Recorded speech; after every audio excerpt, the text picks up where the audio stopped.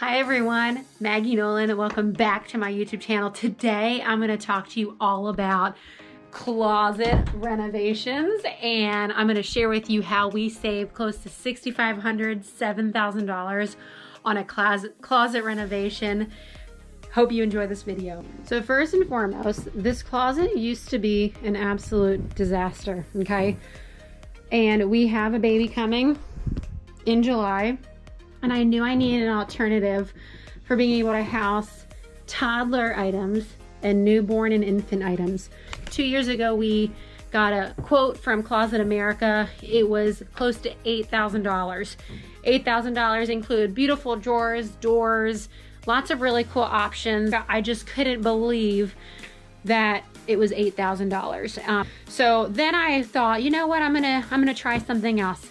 I'm gonna go figure out maybe Ikea, because Ikea has a really cute closet, and maybe I can make something for this space. So I did that, I mapped it out. It ended up being close to like $2,000, $3,000, somewhere in there. Maybe even I got down to $1,900 at some point, but I wasn't really set on the design and what I wanted. So then I decided to play around with just some sketches. So I drew some pictures, I took some, I mapped out things that I thought would be pretty, and then I really thought through essentials and what I needed. So this is where it got really fun. This is our shelving racks. These are literally ClosetMaid from Home Depot.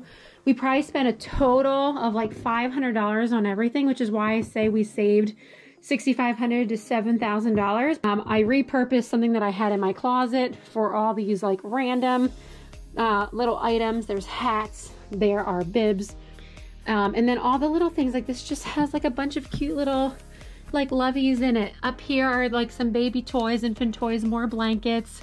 I have like the humidifier, baby bath. This stuff will all come down once baby's big enough to use it. So it's really easy to install. We love this system, and I want to show you why. Some people just mount these racks to the wall, but you actually, the ClosetMaid, you can buy these actually mount to the wall, and then it's as simple as buying the right size in the supports, adding the shelf. This is something that was an accessory that we added. You can custom cut these to the length that you need.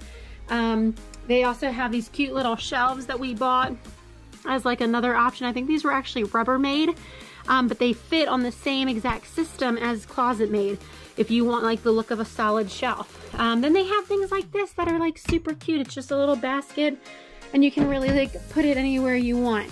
So there's definitely ways to customize it. This is another one. This one dangles down here. This can come out and move, as can this one. They come in pre-cut sizes. So this is an 8-foot length. I didn't have to cut it. This is a 4-foot. I didn't have to cut it. This is a 4-foot. So you obviously want to figure out all your dimensions before you go and buy, and that's what I did. I ended up returning stuff because I overbought shelving thinking my closet was bigger than it was, and even though this is a huge closet, I didn't use all the pieces. So check it out. ClosetMaid is awesome.